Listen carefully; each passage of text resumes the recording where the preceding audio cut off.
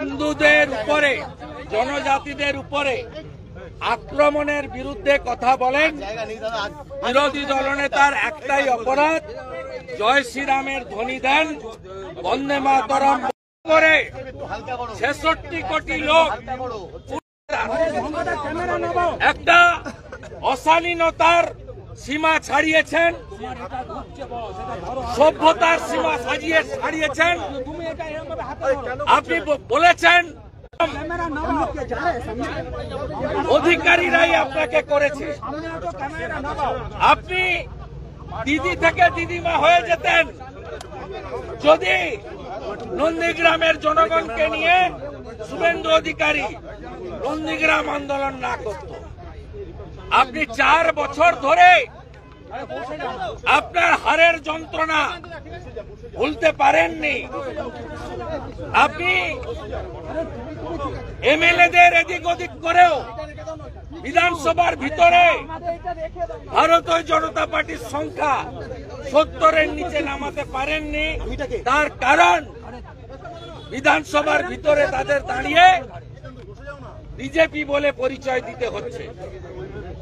আপনি সংবিধান মানেন, আপনি হাইকোর্টে ৫ লক্ষ টাকা জরিমানা দিয়েছেন। আপনার স্পিকার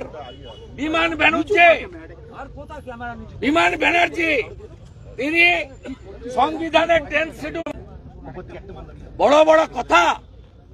আপনাকে ভবানীপুরে হারাবো, আরো 5 বছর হারার যন্ত্রণা বয়ে বেড়াতে হবে। যেভাবে নন্দীগ্রামে হারার যন্ত্রণায় চিৎকার করছেন, আপনি লোকসভা ভোটে আমার এলাকায় দাপিয়ে বেরিয়েছেন, তারপরেও 16টা বিধানসভার 15টাতে কাঁথি তমলুকে গোহারান হেরেছেন। আপনি 2023 রামনবমীর আগের দিন রেড রোডের 100 দিনের টাকার দাবিতে ধর্ণা মঞ্চ থেকে রাষ্ট্রীয় স্বয়ংসেবক সংঘকে, বজরং দলকে বলেননি কাল রামনবমী হনুমানরা বেরোবে।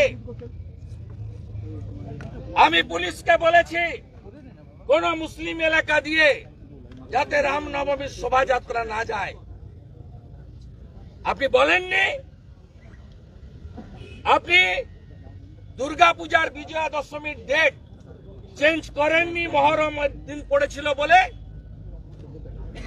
আপনার পুলিশ হোলি দল সব থানাতে মিটিং করে বলছে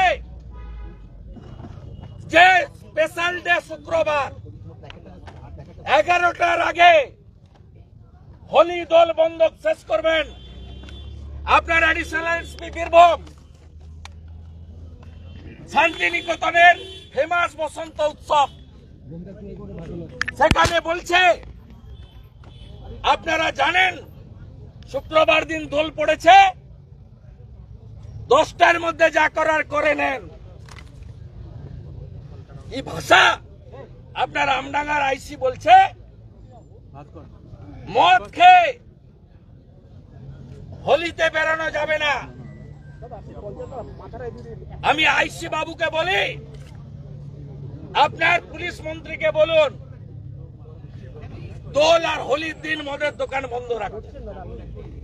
আপনি এই প্রথম 24 সালে অষ্টমীর দিন মদের দোকান খোলা রেখেছেন, যা ব্রিটিশরাও করে।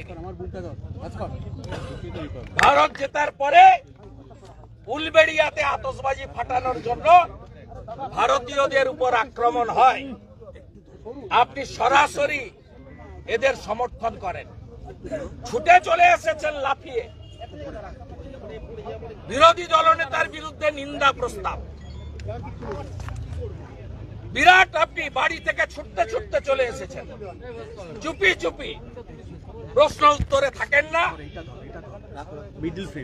বিধায়করা প্রশ্ন করার সুযোগ পায় না, আলোচনায় থাকেন না, অ্যাসেম্বলিকে গুরুত্ব দেন না, লাফিয়ে লাফিয়ে চলে এসেছেন। ভোট ব্যাংক বাঁচাতে হবে। বাংলায় 33% ভোট আছে, সলিড করতে হবে ভোট ব্যাংক। অনেক আজে বাজে কথা বলেছেন। আপনার অবস্থা অরবিন্দ কেজরিওয়ালের মতো হবে, আপনি নিশ্চিন্ত থাকুন।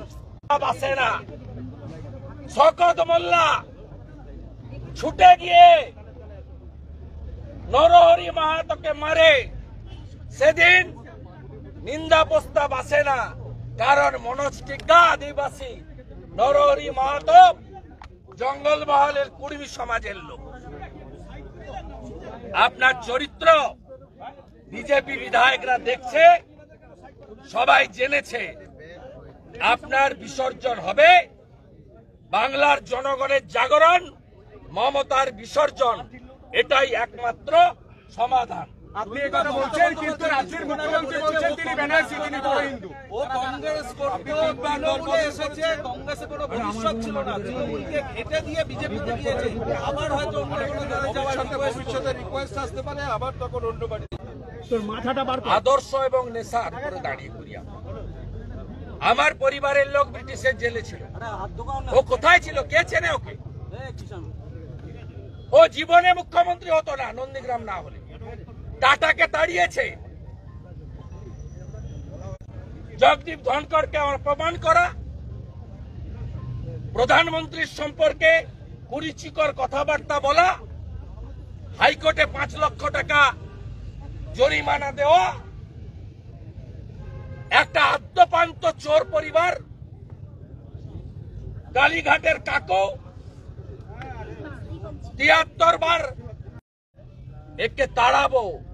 আমার মা শ্রীমতী গায়ত্রী ভট্টাচার্য থেকে শুধু হিন্দু হওয়ার জন্য এক কাপড়ে বাবার হাত ধরে কপর্দক শূন্য হয়ে এই বাংলায়, এই ভারতে এসেছিল।